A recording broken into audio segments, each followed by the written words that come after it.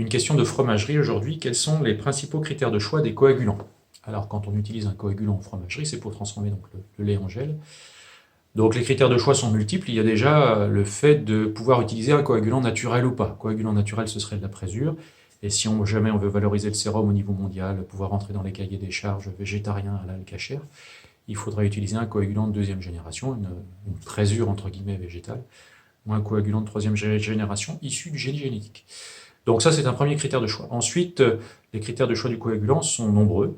Donc on peut regarder les pH de coagulation auxquels on veut les utiliser. En général, tous les coagulants qui sont proposés sur le marché ont des pH d'utilisation qui sont proches, c'est-à-dire avec un optimum aux environs de 6,40 à 6,50. On peut choisir le coagulant en fonction de son aptitude à jouer sur l'affinage, de deux façons. Soit par rapport à la quantité de pepsine qu'il contiendrait, qui est une enzyme non spécifique qui va aider à la solubilisation des pâtes, mais apporter de l'amertume, soit par le fait que ce soit un coagulant, par exemple, sur lequel il y a un support important.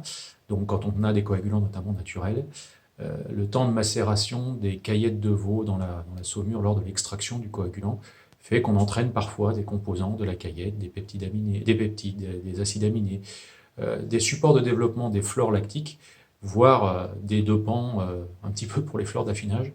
Et tous ces éléments-là peuvent avoir un goût sur l'affinage. Certains fabricants de coagulants mettent en avant le fait que le coagulant que vous utilisez, c'est le premier agent d'affinage par la solubilisation et par des précurseurs de développement des germes ou des précurseurs d'arômes pour l'affinage.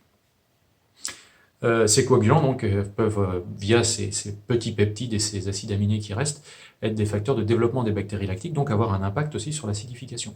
Les coagulants peuvent être choisis en fonction aussi de leur concentration en sel. Certains sont plus salés que d'autres, et le sel déstabilise partiellement le lait avant coagulation, donc ça peut accélérer un petit peu la coagulation pour certains coagulants qui sont un peu plus salés. On peut choisir les coagulants par rapport à leur utilisation aussi, des coagulants qui sont en pâte, des coagulants qui sont en poudre, des coagulants qui sont liquides, plus ou moins faciles à doser, plus ou moins faciles à stocker, plus ou moins précis dans l'utilisation. Les coagulants en pâte, par exemple, contiennent un peu plus d'enzymes type lipase, qui peuvent permettre de typer davantage les fromages vers des goûts un petit peu piquants, pour avoir un peu de lipolyse. Et puis un des critères de choix des coagulants aussi, c'est bien évidemment leur disponibilité sur le marché. C'est relativement régulier pour tout ce qui est coagulant de deuxième et troisième génération. C'est parfois un peu plus un peu plus compliqué pour les coagulants naturels qui dépendent de l'abattage des veaux et de la disponibilité des caillettes au niveau mondial.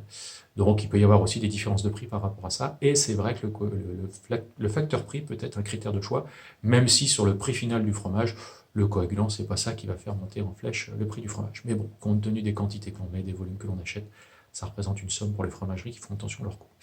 Donc voilà, si vous voulez tout savoir sur les critères de choix des coagulants et les coagulants eux-mêmes, je vous invite à vous procurer en ligne sur le site de l'Amphopel une revue des Éniles, donc qui est une revue commune à toutes les écoles de laiterie. Donc c'est la revue des Éniles numéro 347, qui date de décembre 2017, qui traite justement des coagulants et notamment des critères de choix des coagulants.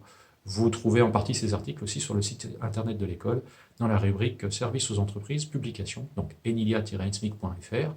Vous allez dans Services aux entreprises, sur la partie publication ou parution, et vous aurez dedans la liste des articles qui sont en ligne et que vous pouvez lire en ligne ou télécharger. Vous pouvez notamment télécharger des articles sur le site de l'Infopel, sur le site de la revue des Éniles. Voilà, je vous dis à bientôt pour une nouvelle Minute Techno.